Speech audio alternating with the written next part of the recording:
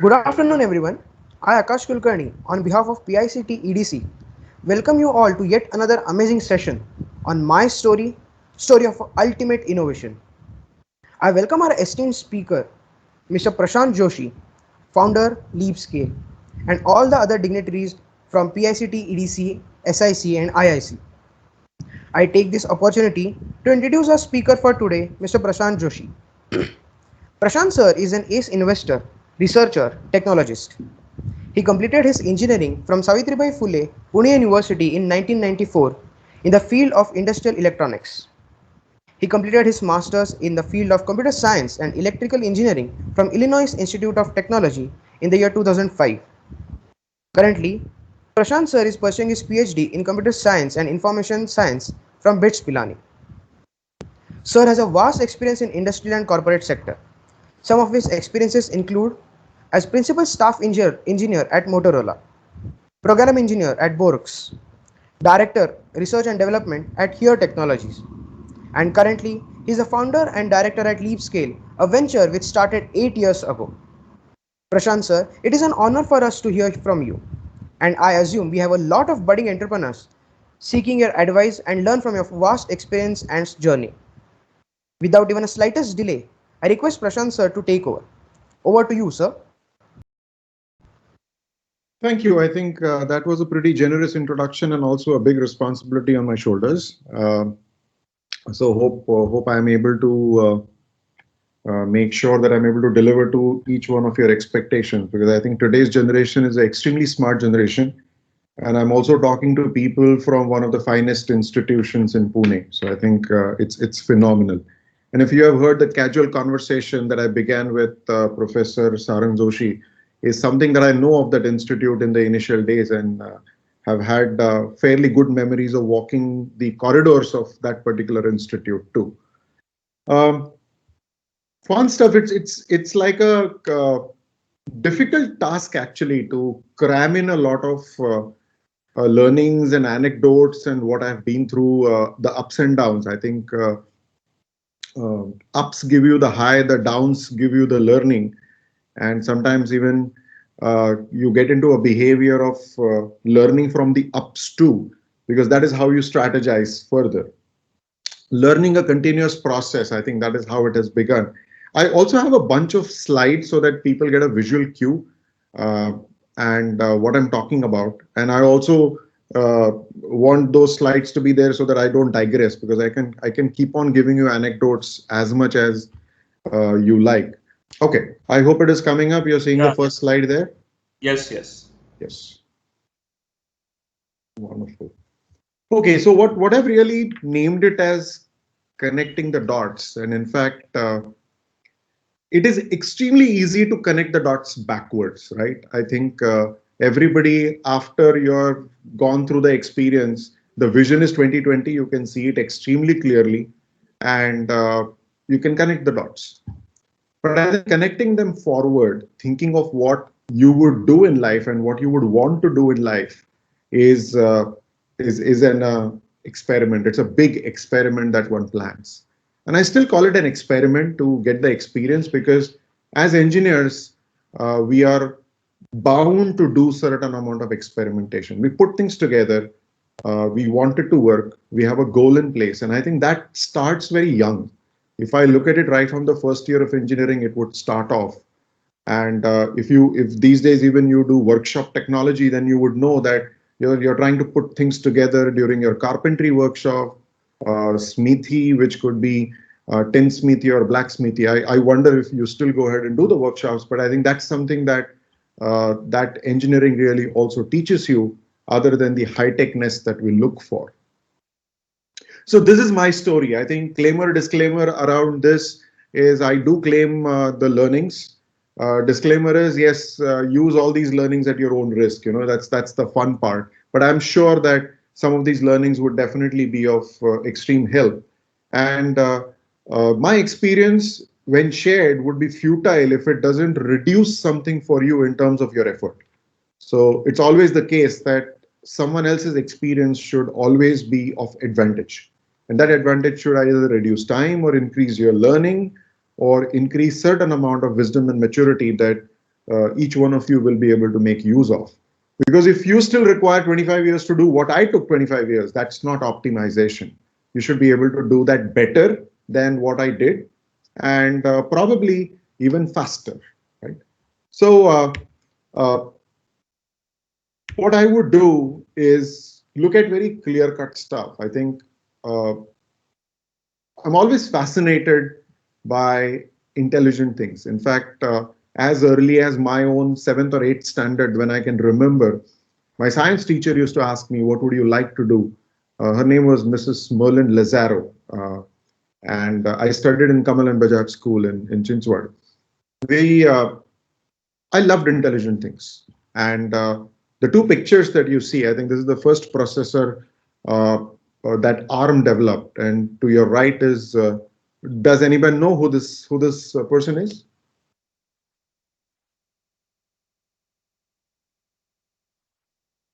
Any guesses?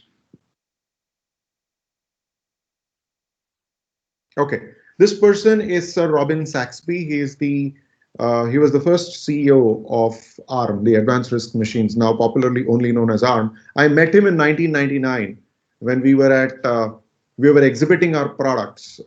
Sorry, 2019, not 1999. 2019, when we were exhibiting our products and platforms for Internet of Things at Bangalore, and he was one of the speaker, and we spent quite some time. And in fact, he spent about 40 minutes at our booth. And incidentally, Sir Robin Saxby is an ex-Motorola person. So he spent about 10 years in Motorola, even probably during my early childhood days. I think he's a very experienced person, but that is where we connected. Once you have worked for a corporate like Motorola or Nokia, the connect with some people is easy. And I think he and his team have been a part of building a lot of intelligent systems. Today, one cannot imagine any intelligent device without a microprocessor, and typically you would find ARM or the likes of ARM core in it. And again, I strongly believe these are always built by intelligent people. If anyone tells you in the world that any of the machines are going to take care of the work done by humans, I doubt that. Work will start becoming better and challenging for human beings. Uh, but I strongly believe that there will always be intelligent people who will build a lot of intelligent and smart and beautiful things, actually.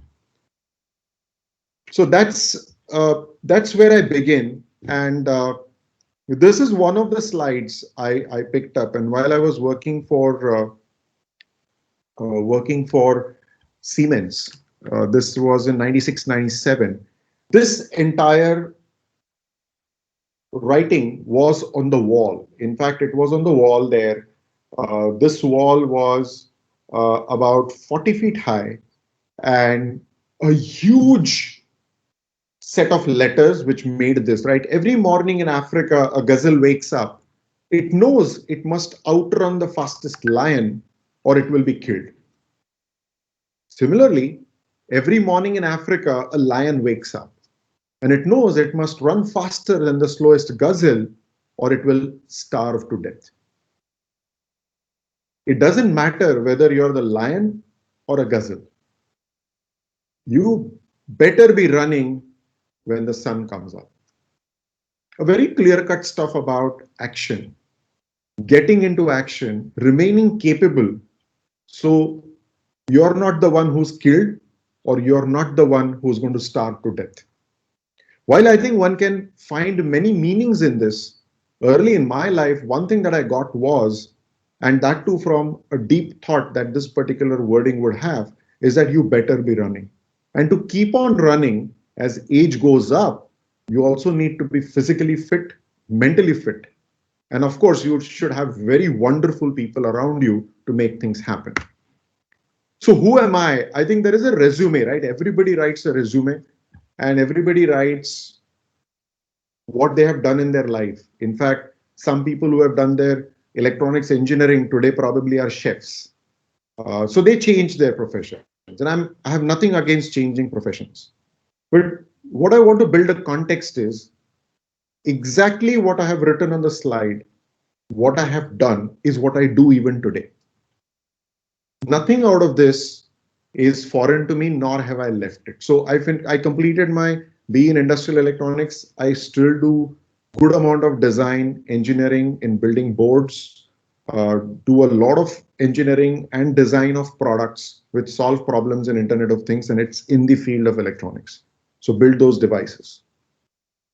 My master's is in telecom and software engineering. I do a lot of telecommunications work and as well as deep and wide software engineering.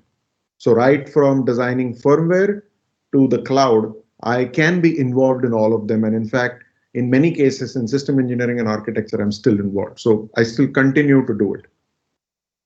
I work as a faculty. I'm a guest faculty and adjunct faculty at multiple places. BITS has been one of my longest association. I've been with BITS for the past 22 years. Have been teaching, have been looking at numerous of their courses, have designed courses for them, and also recorded courses for them. Initial days when we started working with them, the remote learning, the MOOC, or in fact, distance learning is what I started off with them, and we built the initial system. I used to actually deploy things over Moodle, and now I think they have built a fantastic platform for the remote learners, and I'm sure that in times like COVID, it was extremely useful to them too. Uh, been a member of IEEE ACM for the past 15 years. I do participate in a lot of IEEE ACM work, actively participate, and not only as a researcher or a reviewer, but in some cases, I also land up working with very brilliant people in the industry and collaborating with them, being on some or the other committees and takes things forward. Some of my notable pieces have been with the TEMS group. Earlier, it used to be called as Technology Management Council, and uh, now it is TEMS. Uh, the other has been with the Communication Society and the Computer Society. And with ACM, uh, work with them, have fun. In fact, a lot of research work is what happens. I do a lot of collaborative work with ACM. Other than the engineering part, I do have varied interests. So I'm a human process consultant. I do human process labs, which mean I talk to people. I help people grow and develop not only their skills, which are engineering skills, but I also work with them to deal with the humanness of what it means to be human. So human process is all about the mind, all about working with people. I'm not a psychologist, but I definitely work with human beings. I've been doing it for the past 15 years. I'm an MBTI certified, so I understand human process and human process types. And this work I do actively. I work with a company called High Places Management Private Limited, where we conduct a lot of outdoor adventure programs, which allow team building, conflict management, leadership trainings, and things like this nature to build phenomenal organizations. So that is how I help out. And of course, I've been pursuing my PhD. I started that off about 3 years ago, and hopefully should be able to conclude it next year. It's an industrial PhD working on the Internet of Things area, specifically in the architecture space, and have been able to come up with a bunch of new things that we are in fact implementing and taking it forward. So why I said this was to set a context as to what I'm talking and what I'm going to talk to you about when I talk to you about my today. This is the current who I am. And very proud to say that what I started off with in terms of product and platform development, I've been able to stick with it. I've not become a very typical manager uh, in organizations. I'm sure that many of them get into this mode, and in fact, today I see even in the teams that they would want a great salary after about 5 6 years. They're looking for salary. They're looking for a brand name. They're looking for a flat and a car. I think typical ways to even marry. In fact, I'm told that before you have certain criteria covered, you can't even marry today in the social world. Uh, and that's I think the fun part. But what has shaped me, and in fact, uh, while I had it in me, is what I tend to believe now after so long. But people have shaped me, people around me, the stories that happened with me, the people who gave me the experience have shaped me. And I think some people have been pretty nasty. They've given nasty experiences. They've not been good to me. I've found numerous of such people. But then you still pick yourself up and move on. But I think the number of people who have helped me, who have advised me, who have been there with me, have been definitely more. And I think they add up to making sure that I'm able to be the lion or the gazelle, doesn't matter, but I've been running, and I've been running and in good shape. So you see these two things. I think very proud of this activity. I never knew that I would still be able to remember this. On the left hand side, you see these plastic refills. On the right hand side, it's a sweater. These are the two things that actually brought me into the entrepreneurship world. And very quick stories how simple things can shape you. And these are the two things that shaped me. So one is when I was in the fourth standard, we were in Kolhapur, and uh, I remember there was a need for red and blue refills, which uh, school teachers were looking for. They used to have those ballpoint pens, and the pens had two refills in it, and they used to just turn the pen to use blue or red. I think that's what teachers do. Some of them used black and red, and blue and red, but red was a common one, and blue and black was based on the teacher's choice, what the teacher liked. And there was a chance to sell good refills. In fact, we never were getting good refills. And I remember one of our neighbors, about three bungalows away, used to manufacture these refills. And what I started off with was actually selling the refills to the teachers and giving them a deal. And I remember the deal that I gave them: you use my refills, you'll be able to replace them if they don't really work. Uh, so the ink will completely be consumed, and then you will have to throw it away. If it stops on the way halfway through, I'll replace it. And second thing was, I was actually giving these refills delivered at their desk in school. So vaguely, I remember this refill. My cost price to me was 20 paise, and I used to sell it for 25 paise, the blue one. The red one was available at 25 paise, and I used to sell it at 35 paise. And this all started off. So the motivation for this was that there used to be an ice cream vendor, and he used to have chocolate ice cream. And chocolate ice cream always used to cost, I think, about 2 rupees or so. So instead of asking at home, this was the way uh, I earned money, and we shared ice cream with my friends. So I think that's one piece that I remember distinctively. In fact, I remember the school, I remember the vendor. But one of the pieces that helped me then was to understand, communicate, to find a problem and look at what one could solve.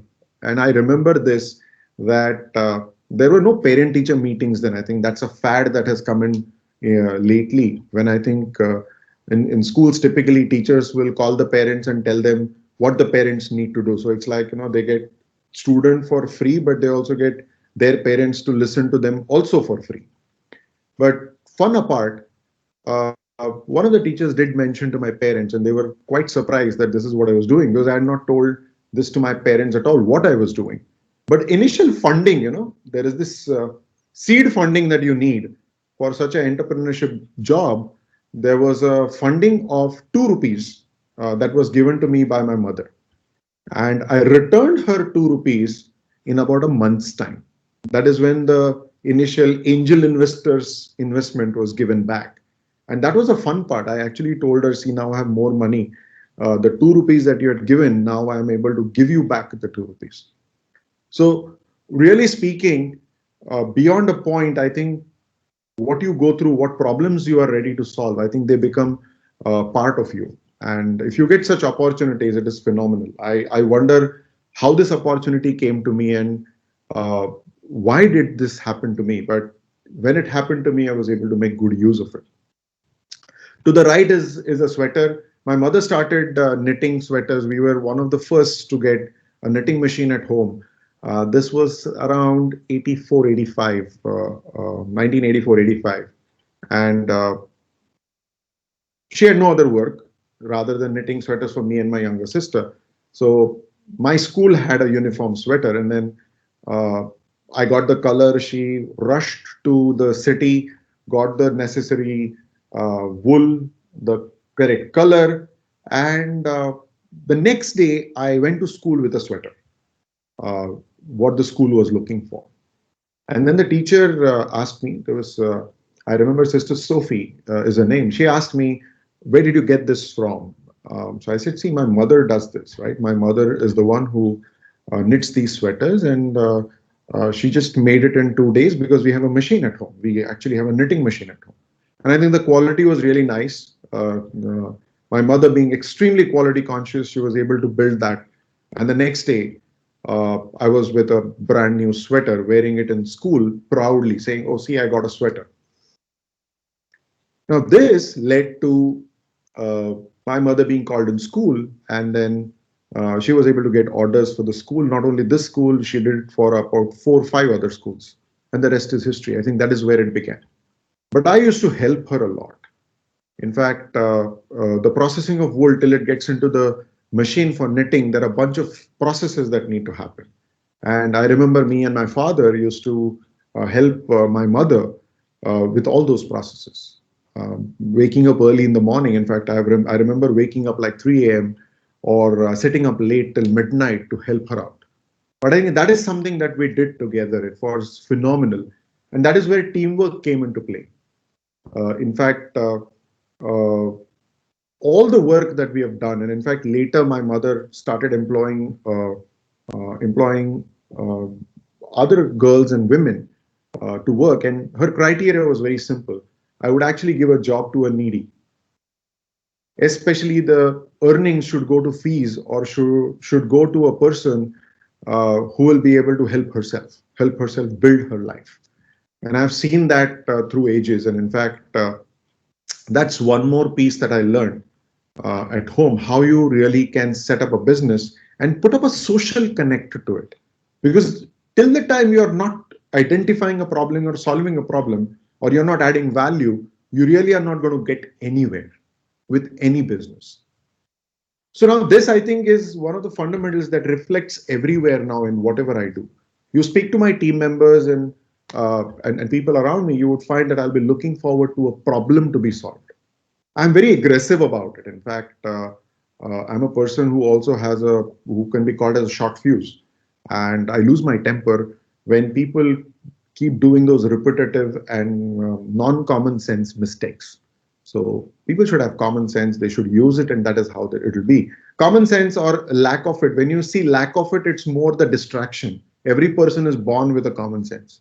I think people choose to ignore their common sense and they lose it. And in fact, that you can get back. But that's, I think, how the discipline brought me into this particular shape. So refills were in fourth standard, and the sweater was in sixth standard. That is how I completely remember. And then later, I also did floppies related business in college when I earned 5 rupees per floppy. In fact, I don't even know if you know about floppies. Some of you might not even have heard.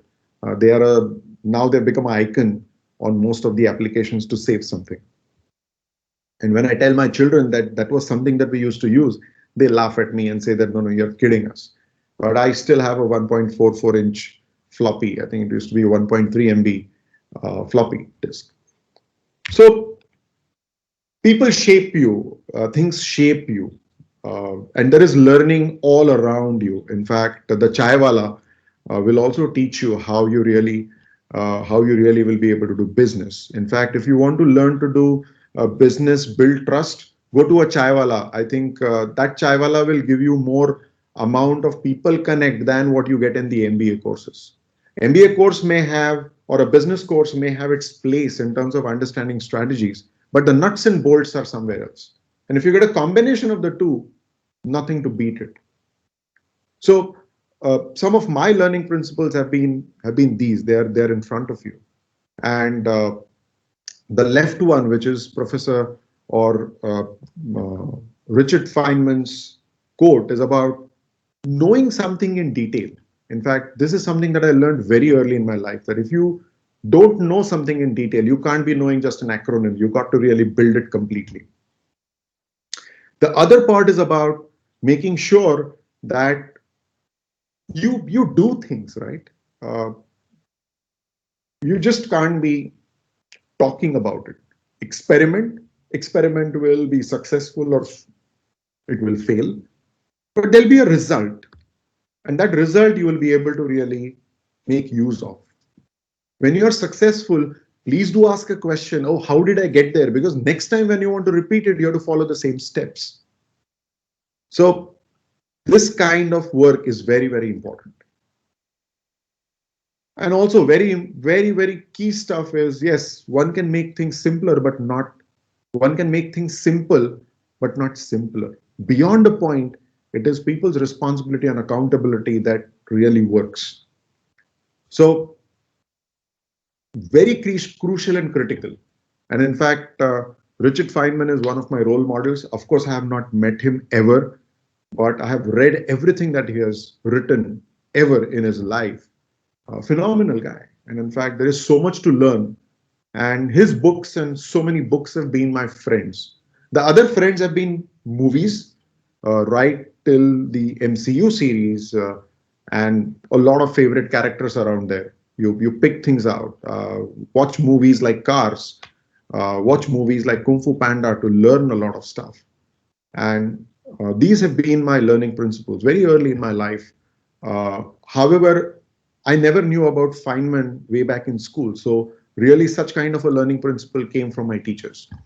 And brilliant teachers, language teachers or science teacher or a mathematics teacher, all of them. And when we met them for our school reunion a couple of years ago, it was really fun, to see them after such a long time. And in that program, they spoke to us. We smiled at each other with tearful eyes and everything. So you need to look back as well. Always look back to look at learnings that you want to get to. So key is work with the best. And I think I have been able to get to work with the best. One thing that I know of is to work with the best. You need not be the best, but you got to know that you have to invest to work with the best. And in fact, these have been my past companies. Multiple companies. I've got small scale industries whom I worked with and I learned. There was another company named Borks, which was for a year, whom I learned from. I did a bunch of couple of my own stints in terms of small time entrepreneurship, but then I realized that I'm going to fail. In fact, I wanted to build LED based lamps, but LED based lamps 15 years ago, nobody was a taker. It was very difficult to get a lot of such lamps, and it was difficult. So I still continued my corporate journey, but my corporate journey has been brilliant in terms of getting me to understanding systems, complex systems. When I was working with Siemens, for example, Siemens, I worked with the railways and transportation systems on railway inverters. Worked with their team, which built equipment for steel plants, steel rolling mills, cold rolling mill, hot rolling mill, cement plants. So those are the ones that I was involved with. With Motorola, it was a lot of mobile phones that I worked with. In fact, worked on standards, worked on one of the most competitive embedded browser. Today, you use Chrome and Firefox on the phone. That time, you couldn't use Chrome and Firefox on the phone. You had internet browsers which were designed for mobile phones or embedded devices. And Motorola Internet Browser, we used to call it as the MIB, uh, which was one of the popular ones. There was other one was Opera, and I think Nokia had one more that time. And well, I also had a chance to work with Nokia or Here Technologies, which was the Maps division. I was heading their R&D in Bombay. We were a team of about, I think when I took over, it was about 150 engineers. I had given them a commitment for 3 years. So I spent with them. When I left, we were a team of about 250 research and development engineers. We had about 2,000 people in the production division whom we used to collaborate with. So quite a lot happened with corporates, and I think these have really helped me. And if I want to really state some of the pieces that such companies will do. Uh, and today they may or may not, because I think the way of developing and designing products has changed completely. I think we have come up to a higher level of abstraction where a lot of applications happen of the already available material. So for example, in Motorola, the most right hand side, you see the Razr. That was the old time Razr. I was on a team that built the Razr, and we did a lot of software for this particular phone. It was part of the internal platform, a phenomenal platform that was again built ground up. So you can imagine part of a team that built a phone platform ground up completely. Superior learning, and I think we had amazing people around us. One in the center, which is the time port, is what I built in 1999. It was built for the Asian market. We built that phone in India. Motorola built its first phone in India, and we were a team of about 15 people in Bangalore. Similar number of people in Singapore, and similar number of people in Nanjing, where the factory was, who actually put this phone together. And Motorola introduced me to the standards world with Open Mobile Alliance for the connected world. So I think now you see that when I come to IoT and what I do today, all of this has really come for help. And exposure to building things very differently from the real and phenomenal experts, like the inventor of the phone, cellular phone, Marty Cooper, is a Motorolan, and it was phenomenal to work for about 10 years of my life with a company like Motorola. So very clearly, people around you shape you. The key is to surround yourself with the right kind of people, and they should be able to challenge you, and you should be able to pick up those challenges and make up a better person. So the history that I'm part of, 16-bit microcontroller, the 16-bit microcontroller that we built products with was the Intel 8097. There was nobody in Pune that built any industrial product with this. I was one of the first ones who built it with a small scale company over here, and we built one of the industrial products with the 8097. And this I'm talking about in 95, 96. So it's not a very old time one. I believe some of you must have been born by then. Uh, uh, Coilbox, the first in India and third in Asia, is what I worked with when I was with Motorola at Rourkela Steel Plant. It was all about the team. We were a huge set of team members, uh, multidisciplinary. There was mechanical, electrical, electronics, software, all kinds of people, experts in metallurgy, experts in putting things together, technicians, numerous of them. And this project was going on for a very long time. That's the level of commissioning that one is required to go through. It was close to 2 years worth of work. And I was part of this team for about 6 months, staying at Rourkela Steel Plant, doing the core amount of work, and in fact, manning it. This is where I learned what it is to be with a team. And this team is about really rubbing shoulders physically, not about just connected and remote. And you can see that most of the work that I have been doing cannot be done only remotely. You got to be there. First 3G phone. So today people talk of 2G, 3G, 3G phone that Motorola developed with Hutchinson 3G. I was part of that team, very proud. We worked with Nokia. Nokia was providing the infrastructure. We were doing the phone. To the right hand side, you see actually the form factor of that phone. There was another form factor which we used to call a brick. It was a huge phone, really a huge phone.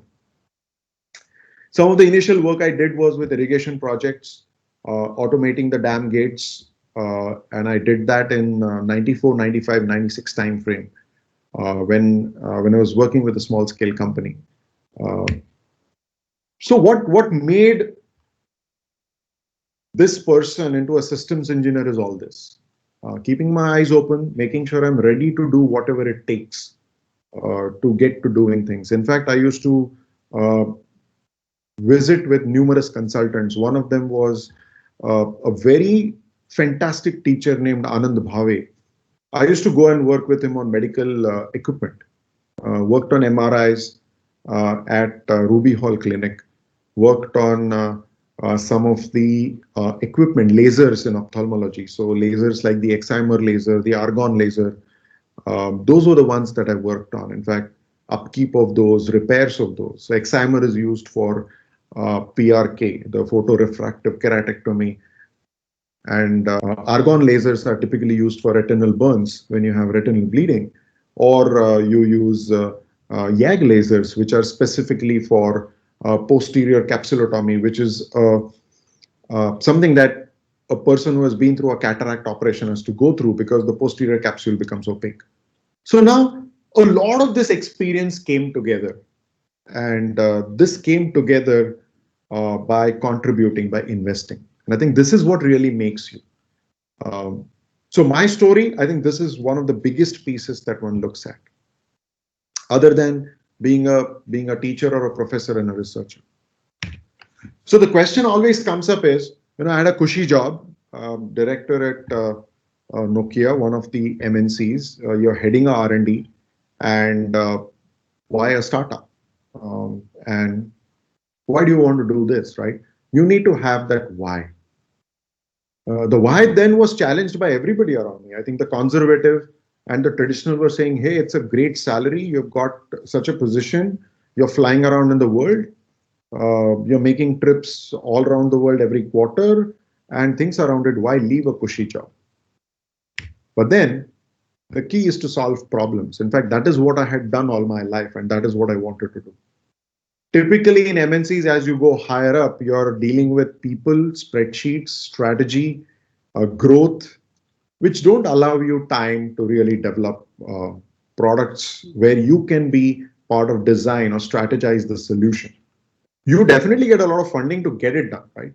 I've funded numerous amount of projects with a bunch of $1 million that I used to get, and in fact worked on those strategies. So I've worked up and worked down, but then I wanted to do it on my own.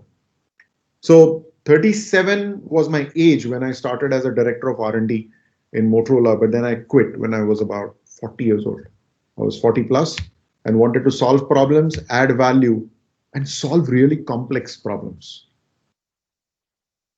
Internet of Things as an area was brewing then. In fact, the key piece was that this kind of technologies were coming into place. People were started building connected systems because phenomenally, wireless connectivity had become amazing. And what allowed me to add value and break away was this, right? I put up a span of 1994 to 2021. You look at that span, there was power electronics, digital signal processing. World started moving from 8-bit to 16-bit to 32-bit to 64-bit. Phenomenal digital signal processing came into being. The same time, standards became better, and I was part of those standards. In fact, I was an official at Motorola, chairing one of the groups at Open Mobile Alliance for multiple years. Worked with Linux Mobile Foundation, where we looked at Linus's code when he was delivering the code and people were trying to put it in the phones. Even before Android put it in, Motorola had put it in the two products actually. And one of the products was A1200. And A1200 is what I had worked on to build their messaging system. So in that span of time, there was a lot of experiences that one could build on, and that added really value. But one is adding value and gathering energy. It allowed me to break away also. And the adding of tremendous value and breakaway was to build those solutions. So what kind of solutions did I build, right? The technology foundation was solid.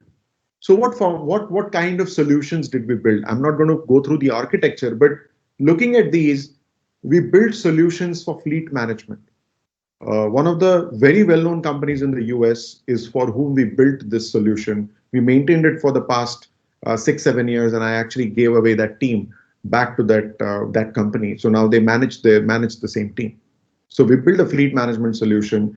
We were now able to collect second by second data from the field for thousands of trucks. So you can know the location, you can know what was the engine RPM, what was the fuel consumption, who was driving the truck, how long it was driven, where it was driven, what conditions it was driven. And ultimately, today there is close to 24 terabytes worth of data which is available for analytics. And that's the path that we were able to work on. But this was possible only because of solid technology foundation and superior engineering processes which were learned over a period of time. And ultimately, we were able to build a product and solution strategy. One of the key things that people ask about is what about funding, right? Who really gave you the money? You remember my refill story was the 2 rupees from my mother, but in building this startup, the entire money came from my own savings. Two things were very easy for me. One, if I fail, I know I can go back to corporate, right? If I fail, if was a big if. But the plan A was to make sure that I'm able to become successful. So worked with numerous companies, provided them solutions, made sure that my earning and the cash flow was taken care of. And all that cash flow that happened was invested back in the company after making sure that you pay your bills. And all of this that I invested in the past 7 years is now coming to my help because that is where the solid technology foundation has already happened. You name it and we can do it. That's where we went to.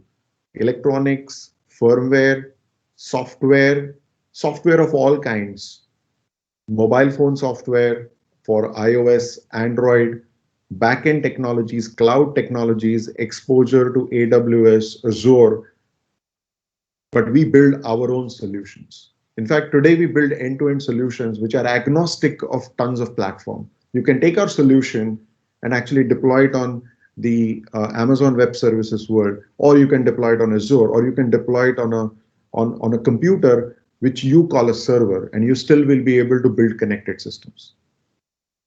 So our catering to uh, the medium and small scale companies, which are talking about 1,000 devices, 5,000 devices, is ready today. And we are able to provide and cater to energy sector, so solar energy metering monitoring. We're talking about fire and safety. We have got multiple installations for companies where you monitor fire and safety equipment. We've provided metering equipment where you can meter resources like water, electricity. Fleet management, that is another piece that we do. Other solutions were built in the medical space where we are able to maintain a tremendous amount of data for doctors who are into functional medicine, especially of certain long-term illnesses that people have. So a variety of solutions that we were able to build, but on a very, very strong foundation. And the brilliant part is my team. I think I was really able to build a team. One of the key things that one needs to do while building a team is to make sure that you invest your time and energy also. Because beyond a point, money is off the table. After that, after that, it is you, technology, and the team to get to it. So team members who were server-side engineers, who were front-end engineers, who were embedded hardware engineers, we had firmware engineers. I mean, we were able to put them all on one floor. So a data that was picked up by a sensor like a temperature sensor through a Wi-Fi module went through the network to the server and the notification was sent to the app. All was happening on one floor. And today we are able to put all these systems together in a matter of few weeks. Any new use case we can put together in about 4 weeks. If current platform is usable for a particular system, we can do it in minutes.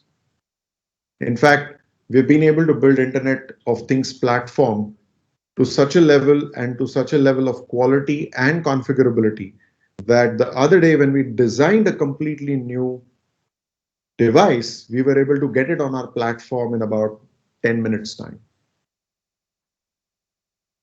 But this can happen in our kind of world only through teamwork. There's no one person who can be successful. It is like you see a tennis player like Roger Federer, right? Who will be there and he's the winner, but you can see that there is a huge team that supports. Or like Michael Schumacher, who was one of the best drivers, but there is a team. And in fact, I was able to do this because of the team. And I strongly believe team was able to do it because I was able to invest. So money snowballed. You had money coming in from the product services that were provided, and you start investing that into building technology. At no time we had an issue with respect to funds simply because we were delivering on time, on quality, and with latest and long lasting technology. Now, these are the two very different things. We were latest, but we were also long lasting. If you use these fly by night libraries, which probably don't have a future, you will get stuck. But when you look at some of the basics, you want to pick a server, you pick something which is done by the Apache team. But if you pick something that is unstable, in fact, for example, we were not able to pick uh, Omni platforms, that is those Flutters of the world and Ionics of the world, that time because they were just nascent. We never knew if they will last or not. Or for example, for UI, use of Angular. We did not make those choice because we did not know where they were going. And our commitment to customers was we wanted long running. Imagine for automotive or for commercial fleet management, or when you give a product to industry, they are not looking at updates and upgrades of features like every 3 months. You can't be changing it left, right, and center. When there is a hardware involved, you can't really just update the hardware or say that, oh, we are going to replace that much amount of hardware because you have thousands of devices out there. Nor can you give out annoying software updates every week, right? I think there is a company sitting in Seattle which still gives out annoying updates every time. When you start up that computer, half the time it starts updating when you don't want it to update. You really don't want that kind of architectures to be built. You want solutions to be given. And that is what we have been able to do. We moved out from a small place. In fact, we were in a small office, built a large office, and now after the pandemic, we've gone hybrid. Our embedded team still has to come to office. They come over here. They work very much uh, in person. What we have been able to really get to are these fantastic solutions and some of the brands that we have created. So Leap and Scale is a brand that is the brand mother brand as I call it, which does a lot of technology and engineering work. Our platform, which we are currently offering only for B2B, so you won't see Sensoyo as a name out there, but Sensoyo is powering numerous amount of platforms today in fire and safety, energy, in what we call as resource management. MROC is a platform which is in the medical area. Hardware devices, we have numerous hardware devices which are based on NXP, which are based on the ESP32 series, ESP32 series specifically for consumer and commercial. For industrial, we go with NXP and STM. Numerous gateways and really intelligent and smart gateways that we are building or we have, which we are able to offer to our customers. Needless to say, I think as a computer engineer alone, if you want to make these changes, it is very difficult. And to get a flavor of all kinds of engineering to make it interdisciplinary and multidisciplinary, you need those team members and you need those people to really work with you together. But all said and done, what I definitely know of is to get to something, your dreams and imagination are very important. And I think all the people around me who believed in me, of course, there are some people who don't believe in me. Whatever I say, they say, oh, yeah, we doubt it. There are people who will second guess you all the time. But I think imagination, dreaming, and working towards it is the phenomenal part of it. And I'll honestly tell you that if you are honest about it, if you are uh, really wanting to do it, वो कहते हैं ना कि अगर दिल से मांगो तो कायनात लग जाती है. I think that is really true, and I have experienced it. That if you are really sincere, honest, technically correct, ready to invest that time, energy, even money will come to you. You know, you ask for money with your angel funding people. You then move from one series to the other series. But remember, what I did was I never wanted to sell my company. So I never built it for sale. So I had one thing very clear that I'm not building it to sell. So I'm not worried about valuating it, getting it, few million or billions of dollars. What we create, what we produce, what we create as output is something that we would want to sell to add value. We may sell stake and bring in more investors to expand, but we are not building it to for selling it is how we have begun. And I think for 8 years we have ran it in that particular way. One of the things that I'm proud of is we have not had to take a loan. We have not taken a loan nor external investor money for the past 8 years. We have been able to run it fairly stable. So I keep telling people, if you want to run your company in this particular manner, let me know. I'll be able to tell you what I did and also have been able to put a framework to it, how you can really manage to do it. So, you know, that seed money of 2 rupees and how you use it, maybe that is the time when I couldn't strategize it. But when it was a large amount of money, you start with 2 lakhs, 20 lakhs, or 2 crore, how to really utilize that money becomes very important. Because that time also, it was that after a few months, me and my friends were able to eat an ice cream. And even today, with what we do, I'm a lover of single malts, so I still can afford a great single malt from the Glen Valley. So remember, I think if you're able to get to it in an engineering in a solid way without losing your core, uh, the entire piece will definitely be pleasurable. So I end this with only one thing: imagination is more important than knowledge. Very key, and you should build it. Of course, uh, nothing beats a cup of good, strong coffee. So I'll kind of take a pause here and over to the organizers if you have any questions or anything that I can further talk about or detail out. So how many of you really want to be an entrepreneur? You know? So if you want to be an entrepreneur, the key thing is not to look for funding. Funding comes in last. The first thing comes in what problem you're solving, what value you're adding, and then comes in the funding. There are a lot of companies which we have incubated this year in EDC. Okay. Uh, Majorly, the companies, one of the companies where Vedant is also doing the stuff. Right.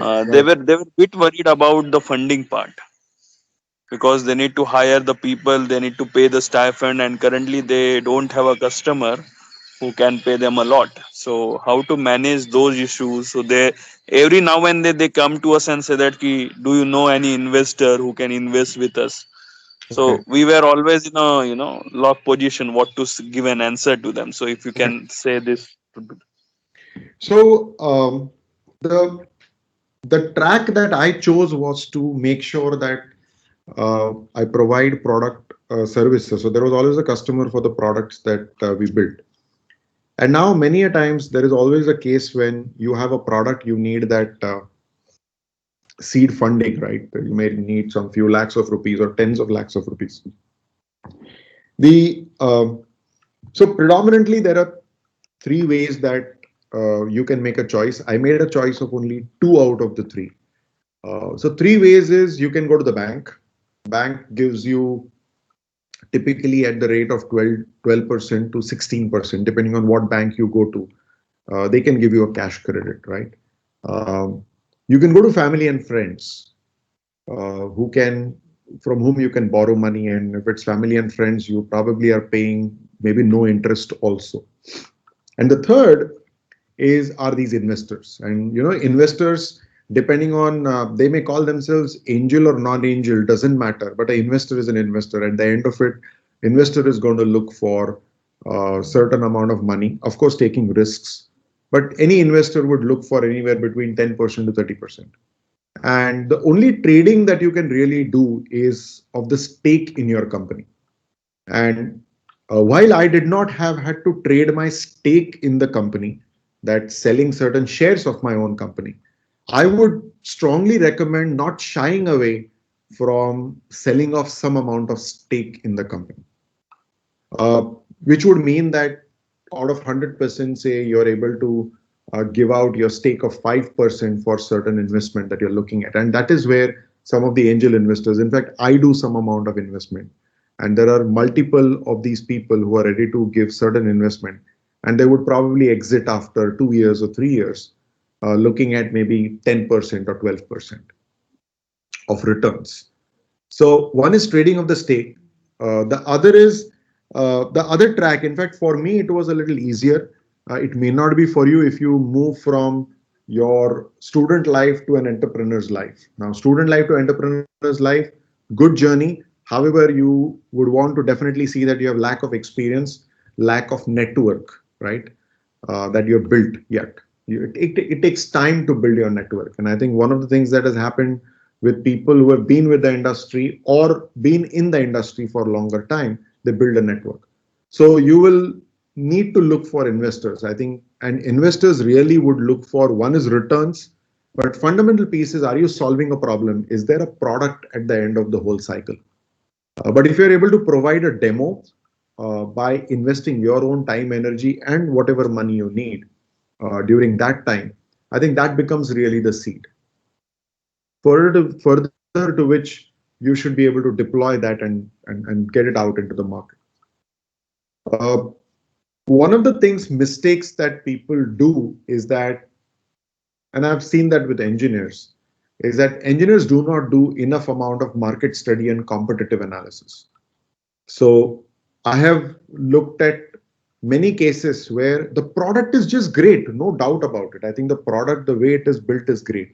But the greatness of the product does not differentiate you. It has to be a different, or there has to be certain differentiation factor for the market to pick your product. And that differentiating factor can come with experience or can be one of the research factors that you would have done during your academic, or maybe there are seniors who help you. And that forms the key how you can compete into the market, especially if you're entering into a competitive world. So for example, areas like home automation, areas like simple areas where industrial automation is already done, you will find a ton of competition out over there. So till you are able to differentiate, it's very difficult. So this is probably the long answer to looking at how and what funding you're looking at. The Correct. the other part is very clear that um, people always talk of we have a great product, right? Uh, and I strongly believe that you can use role models, great role models who have launched their own products. But remember, that person comes on the stage and says that we have built a cool and a great product after spending those few $1 million. Right? The key is that we want to build a product. We have found a differentiating way to make it unique. And we believe the product will be successful in this particular way. By the way, are you ready to invest in us? That forms a better way of pitching rather than romancing the idea and romancing your own product before other people romance it. Remember, you will always romance your product. Till the market romances your product, they're not going to pay you.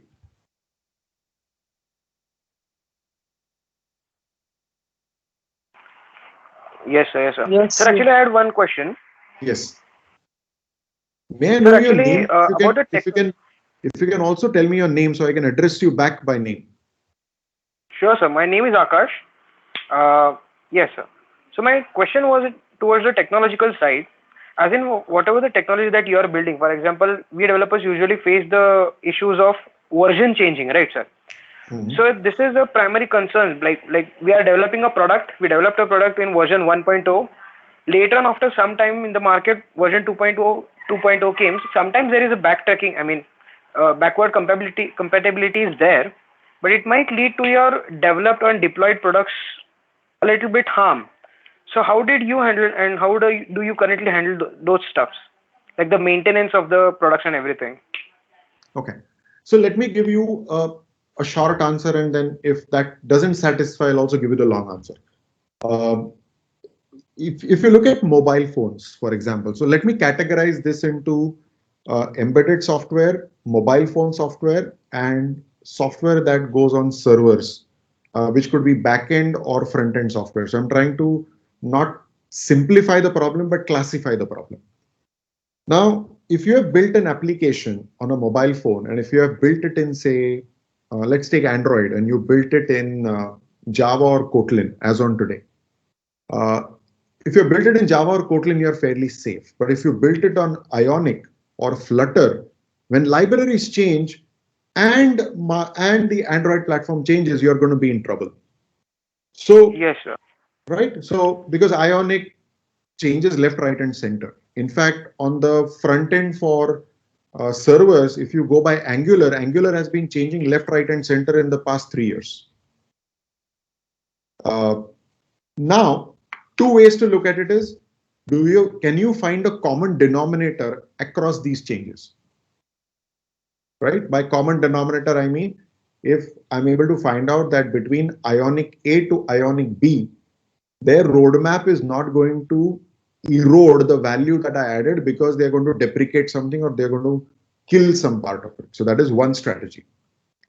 The second strategy is going back to first principles and making sure that your choice is not the cutting edge and the bleeding edge, but your choice is the stabler edge. And what we did was we actually stayed with the stable. So just to give you an example, when we were to build an app in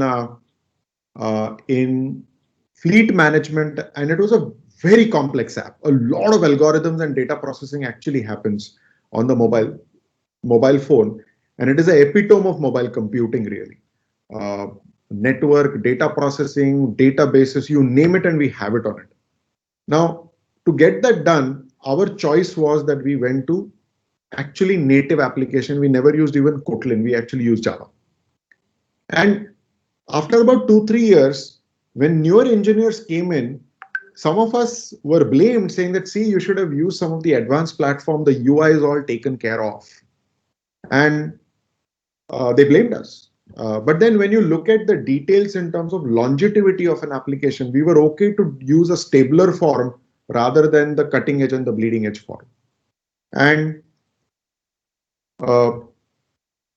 so the way we guarded it was using stabler releases and stabler long-term releases. If you see, there are these LTS releases that happen, classically known as long-time support.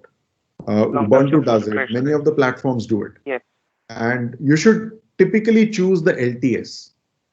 If you choose LTS, it remains stable. It may not become cool by using a library, but you can make it cool by working a little harder on that particular platform. So we had to use C++ and Canvas APIs to do cool UI.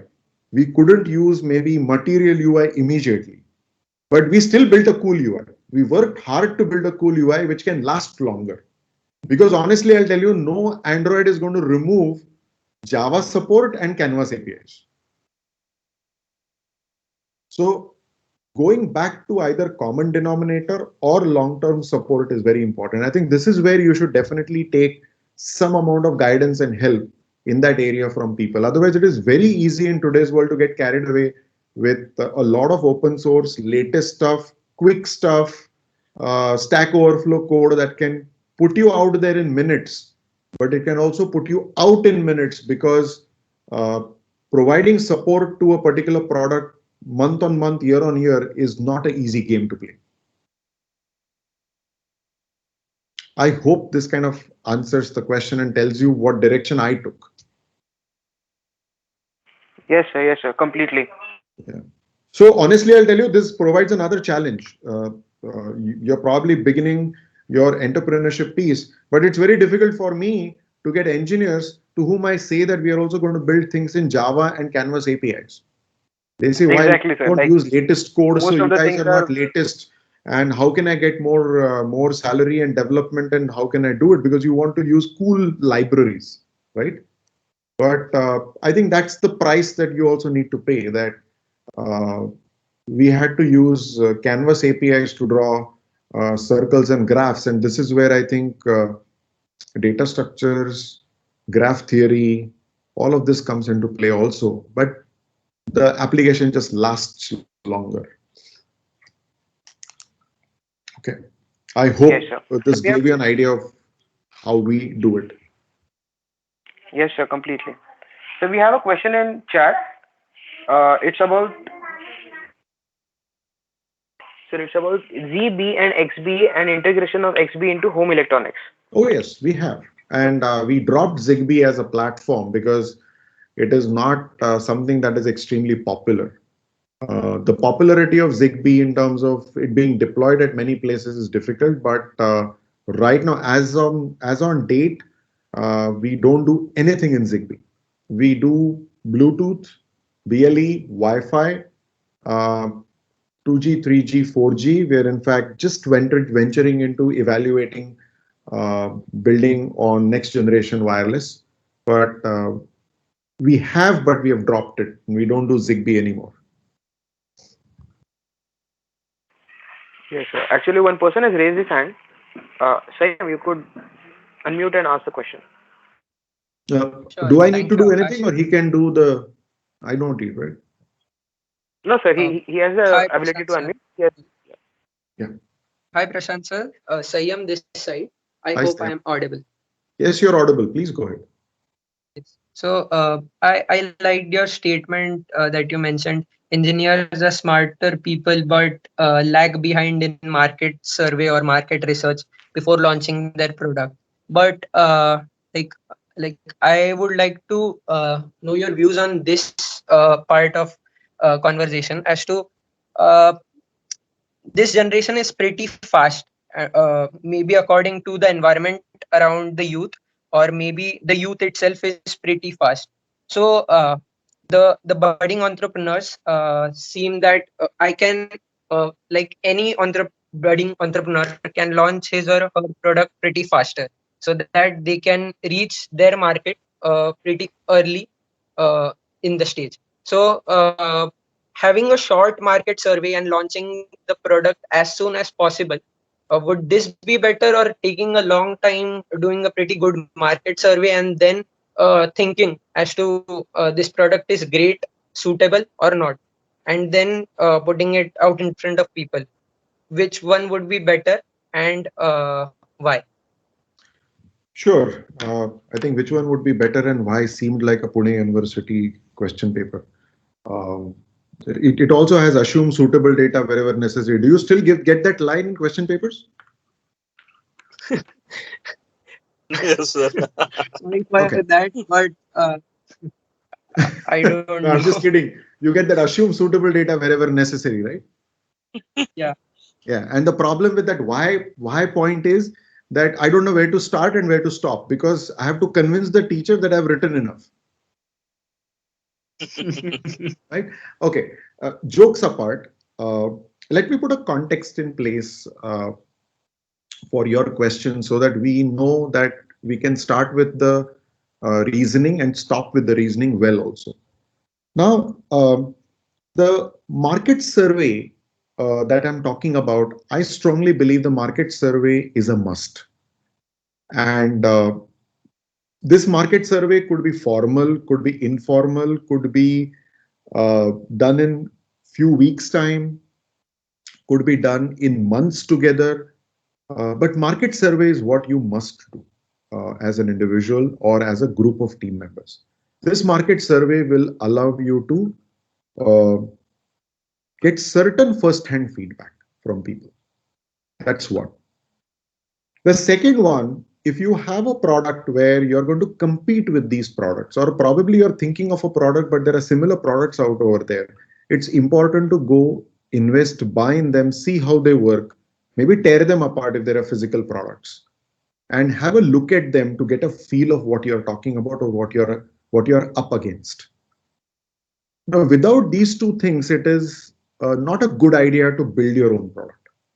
Now, does it mean that you have to not start till the market survey is done? No. You could start till the market survey is done. Start these two activities like starting in two swim lanes. By the time you have some market research and market feedback, you should be able to course correct yourself. while you're building the product. And I think that is where agility comes into play. If someone in the market is telling you agile is about what some collaboration, documentation, kind of those pieces, I think I'm talking about being real agile, either the lion or the gazelle, right? That you need to be able to change course and should be able to get to it, right? I'm not talking about the agile ceremonies per se. We're talking about really reacting and responding to all input that you get. Now, I would love to think that I'm building a product that doesn't exist into the world. And that is also a very important thing to know, that whatever you're building, if it doesn't exist into the world, will you still have a market? Because you have to solve a problem. And if you're solving a problem and adding value, people will pay for it. But if you are not doing that, then people will not use it. I think one of the biggest examples known in the history is what Motorola built as Iridium. Iridium was you could talk to anybody or page anybody on the face of Earth, but it was way too expensive and way too bulky and everything. Today the technology is in place, but company couldn't sell those features to anybody. Or there was a time when electric cars and vehicles were also built, but that was too premature for the market. I think there is numerous amount of historical data about electric vehicles being available. You can actually research and get that information. But why is it ready today? Because market is ready to look at it in a particular way. Everything has to come together. Like Internet of Things. Today I'm able to talk for Internet of Things simply because communication is possible, the technology is available, people are receptive to it. Of course, Internet of Things reception by people itself has a lot of facets to it. But without the market study and testing the market, I wouldn't recommend going full-fledged deep into it. But testing the waters with your version 1, which is the minimum viable product, that also can be done. So you could strategize it, which is a two-pronged strategy. But don't do it without the market study at all. Do some market study, get that person, get these product management consultants, or get a product designer on the job who can do certain amount of research. The other way to look for that information are these reports that you get. There are numerous companies who provide executive reports. You don't have to pay thousands to them, but those 5-7 pages of report will provide you enough amount of information. McKinsey does it. McKinsey is one of them, and you can find numerous in Europe too. There is a company called Burge who does it, but you can get that information. So please do that. Just because you feel you have a cool product, market may not think. So I think that's a bigger risk, because you're risking your money, time, and everything. Yeah, got it. Just adding a line to this, what you said, I don't know you would agree to this or not. The world doesn't need like new products, but it needs what the current or existing product is sold in a way. Like the way you sell a product, existing product, that is important more than new products. True, change is tough. In fact, like Ford says, right? If I asked people, they would have wanted faster horses. Nobody was ready for a car. So, what kind of change your product is trying to bring? I think you'll have to measure those parameters and bring that in. But definitely, people don't want to change. Even the people don't want to change for the better. People are okay with doing what they do on a regular basis. They will not even change for the better. A lot of convincing has to be done. Right. Thank you so much, sir. And again, just to complete that, there is a big difference between consumer products and industrial products. Industrial products are easy because you're really having a product to solve a problem. Consumer products, consumers are very, very finicky about what they want or what they don't want. So consumer products are tougher than industrial products. True. Yeah, so sir, Deepak this side, I have a question. Yes. Yeah, sir. So in a first question, as you said, if you want investment, you can liquidate your stake of the Yes. company. Yes. Yes, sir. So how they will value how a company will be valued to them? Like what will be a valuation to show them? Even if we have an idea and we Mhm. need some funding to develop it, like Also for initial stages, like we need 5 lakhs funding, Hmm. and our family and friends are not able to do so. Okay. So how they will value it?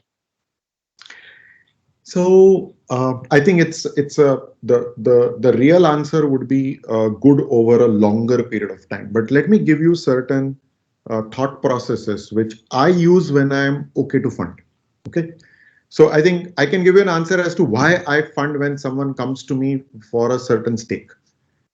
Uh, Yes. so valuation cannot be done till you have something, right? So idea you could write down the idea and say that, oh, I value it to 100 crores, right? It can be $1 billion business, right? As it is called. However, if you start looking at the idea, see what problem it is solving, where you want to pitch it, how you want to do it. If that comes in the conversation with a person like me, I would say that yes, let me try this out till at least your first prototype comes up. And then till your first prototype comes up, I will be able to fund the company or fund the team for a few lakhs of rupees over the next 3 to 5 months. Now, how much money and how much really depends on my risk appetite, right? So, for example, let me give you a very clear-cut example, right? You are boarding a bus and you have a 1 rupee coin that falls from your pocket, and the bus is already left. Would you jump off the bus for the 1 rupee? No, sir. Would you jump off the bus for a 2000 rupee note? Yes, I would. So your 1 rupee is disposable for you.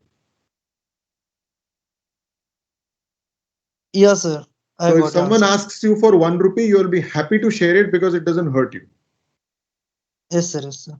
So if you are coming in the bracket where this investment will hurt and it's a big risk, probably I would say that no, I don't think I'll be able to make it. Not because your product is good or bad. I'm not ready to take the risk. So product idea, some amount of putting it together. And I think this is where the previous question someone asked about the latest or the non-latest platform. This is where comes into play that your prototypes really can be built very quickly and cool prototypes can be built. So many boards available, so much of open source software available. So if we are able to build that very quickly in least amount of funding, you can ask for funding to make it robust, make it long living. But your generation has a big boon of having these many uh, options available to build the prototype of the product. I think you could encash on that so that you are able to better negotiate. See, a person like me will give you 5 lakhs and say that I want 40% of your company, right? And you as a entrepreneur should be saying that no, no, I can give you only 5% stake, right? Now, this negotiability can only be when you are more sure than me. So these are Yes, the sir. two ways that you can look at it in terms of asking for funding. And also, I'll tell you, if you ask for, people always talk of, no, this group got $1 million worth of funding. So one thing that I'll clarify to you, even if you come to me and or go to anybody and say that you'll get $1 million, day one nobody cuts a check for $1 million. It will be broken into per month, per quarter, per year, and people will review you like crazy on a monthly or a quarterly basis. Yes, sir. So that is bound to happen. That's That right. anybody is putting Yes, in sir. So money, energy, you will be reviewed. so I think that's a PR game when we see the LinkedIn that we have generated $4 million or $6 million or something like that. As you rightly mentioned, ki that $6 million, how it can be distributed, and that is important. Yes, I think how it is distributed, what is the exact details of the deal? Na? Nobody Mhm. really makes the details of the deal public, Yeah, right? and So and it could Prashant, be, Prashant sir, yeah, yes, go ahead. I have find out the guys getting too much anxious when they see the LinkedIn, because when you see the LinkedIn, everyone talks about their success. The people feel like that I am the only one who is not getting the funding, or I am the only one who is not posting the stories. So this phenomena I have find it very commonly in the students that they come up ki sir humko kuch raise karna hai or something we need to do. So how to come over this? Yeah, and also the sums ups, there are various levels funding. Like if they get 10 lakhs, 20 lakhs in various levels, they will say that I have raised 1 crore of funding. Yeah. So other people think that in a one go they raised this much funding. So the world is full of these clowns who are roaming here and there, and these people who are just graduating get misled, and hardly a people like you who can will be very blunt. As you rightly mentioned that you need a good people around you. Surrounding is important. It's very hard to find, sir. It is. I think. Yeah. I mean, few things that come to my mind, and I'm going to speak my heart out over here. I think in some of these cases, uh, our uh, our good engineers need to learn to ignore LinkedIn. Uh, वो कैसा है ना कि when I was working for a small scale company, my salary was 2,000 rupees, and one of my fellow student or my colleague from my college had got a placement at Tata, and he was earning a salary of 12,000 rupees. And I was immediately compared, right? I mean, people started comparing. But fortunately, my father did not. He was very clear that first few years just learn.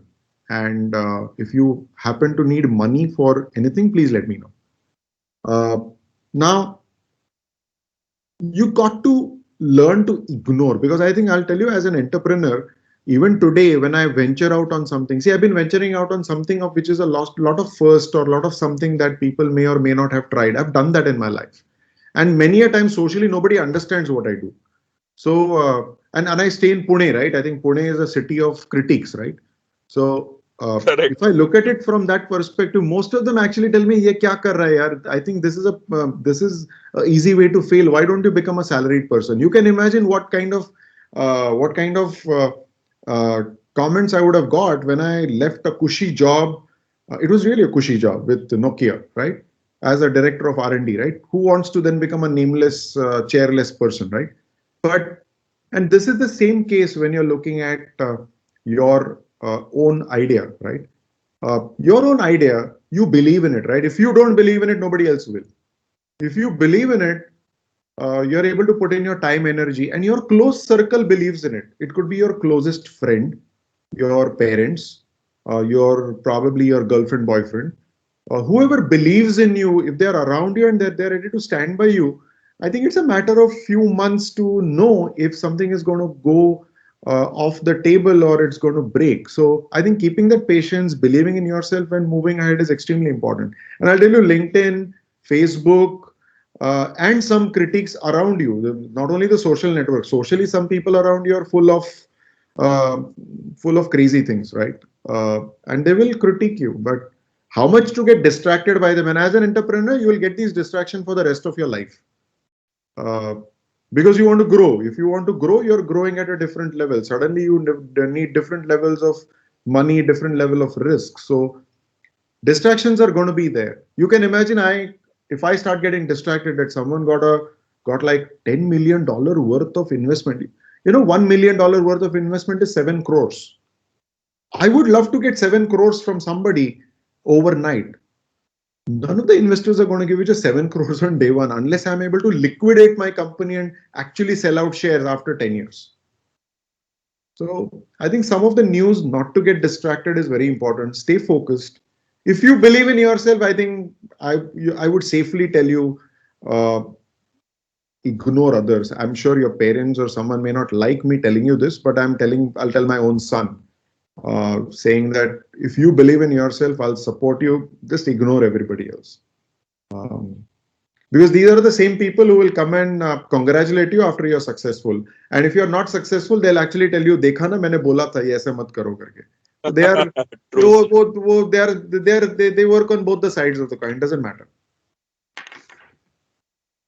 LinkedIn addiction है भाई, addict मत होना LinkedIn का.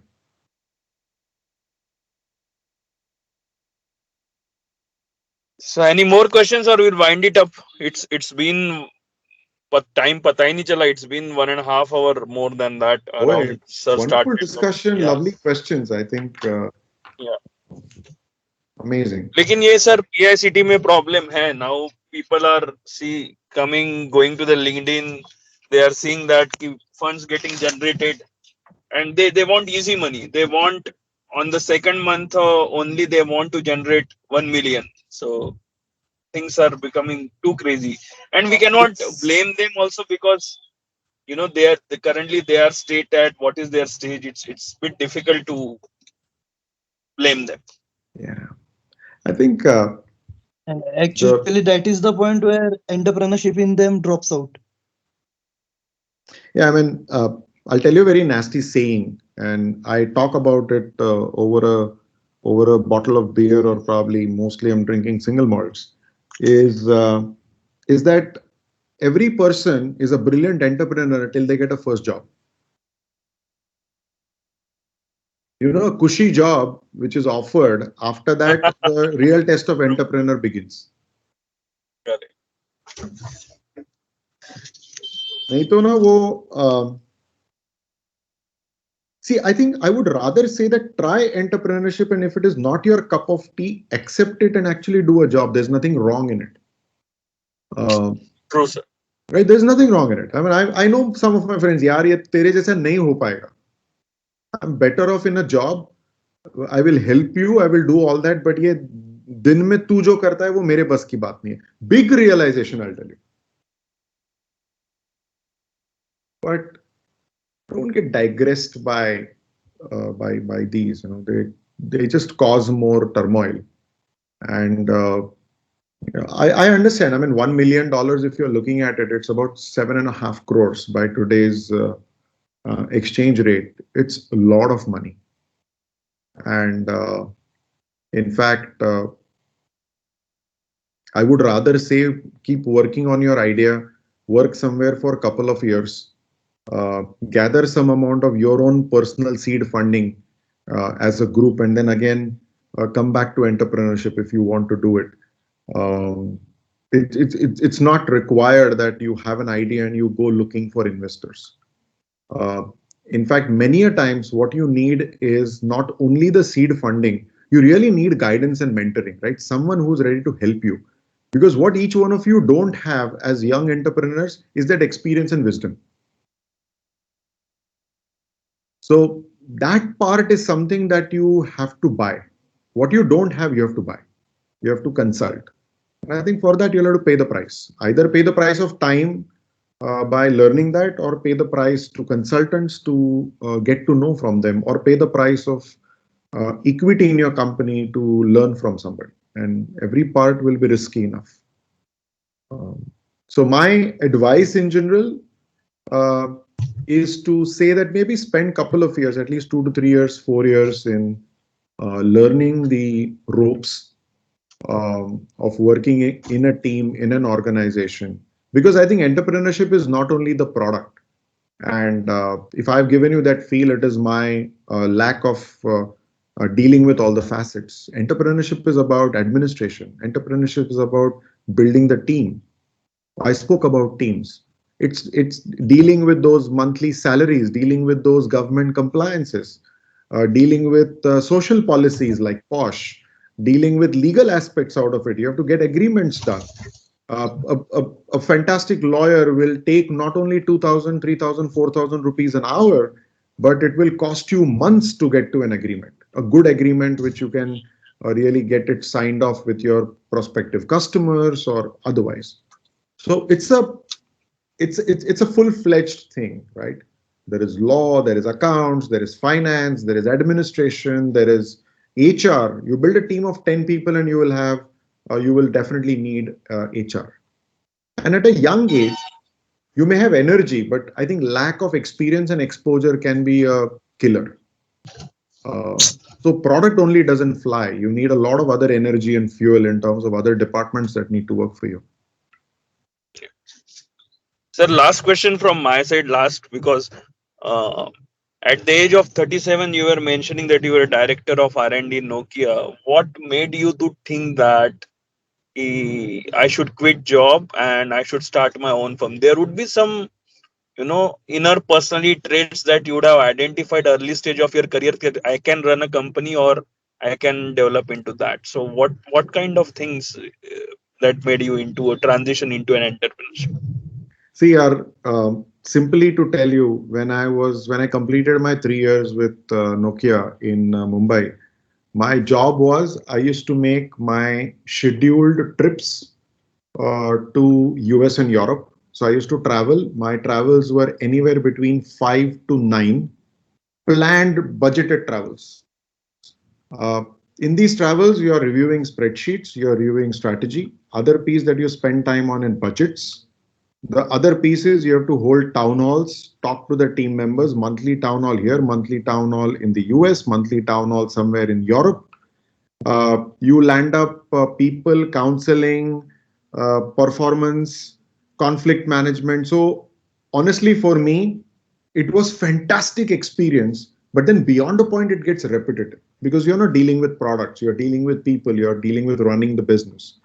And after 3 years, with Nokia, I started thinking, do I want to do this? It was a cushy job, great job. I would have continued. Even now, I would have been somewhere in either here or Nokia or somewhere, continued maybe as a VP of this or senior VP of that, or probably would have stayed a director and would have been enjoying my good cushy salary traveling all around the world.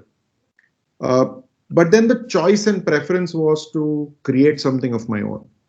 And past experiences, which I've already shared with you, probably were a bias that you should try it now. And socially, if I look at it, if my family situation, if you look at it, 2 children, uh, they were young then. Now my son is 15, my daughter is 13. You also can take risks in life uh, only in certain phases, right? Beyond a point, there are people dependent on you. Uh, you have a family to cater to, you have other responsibilities to look at. So that time they were young, the liabilities were less, the responsibilities were there, but liabilities were less. And hence I could take that call. Needless to say, support from phenomenal people around me. Uh, but then you got to think about it and then take a call. When I discussed with my family, they were okay with it because I had also told them that the income is going to reduce. And fortunately, my spouse was in a position to support to some extent because she was working. She took up a job then. And we were able to get to that equation. But that equation is not only money, but that equation is about your dreams, about what you want to do, and also the environment. And fortunately, I probably got the best of it all. And I think that is where luck plays a role, which I think you can't drive. But then creating something of my own has been a driver. Building intelligent systems has been a driver. But I think getting that opportunity, I didn't wish to lose it. That's when I grabbed it. Correct. Akash, Yes, sir. we can wind it up. Yes, sir. Sure, sir. Sure. So actually, it was great having you, Prashant, sir, here. And there were a lot of things that people were confused about. Basically, like everything currently is thinking upon, I have an idea, I just want to launch in the market and get the funding and boom. But everything is not about that. You have to build your team. That is the first and the foremost thing that you said about. I remember the point when you said that we build the entire system from IoT to your mobile application within the next 10 minutes, right, sir? So that sense of responsibility among the team members is the most important. What I felt from today's lecture. Finally, it's up to finally the point being said about the engineers being not the should be able to market is only because of the exposure that they should be given, and surely entrepreneurship will give them the opportunity, and we can see a few of the budding entrepreneurs and startups coming to you for your guidance and also for your uh, asking you for some of the investments in our companies. Finally, I will also like to thank Gaurav sir for arranging such a wonderful session for our EDC people. And yes, if there are no further questions, we can wind up our sessions. So Prashant sir was always or is and was and will be always a role model for me, because whenever I have interacted with him, it was something he said in a casual manner, which always thinks, which always brainstorm, which always thinks me, yeah, this is the stuff that I need to do. Or he has immense clarity about the thing. So Prashant sir, what is your next milestone that you want to tap? Yeah, I mean, if you ask me as an individual, I think there is a lot of definition that we need to do. There's one more secret that I've not shared with any one of you. I kind of redefine a lot of things every 7 to 8 years.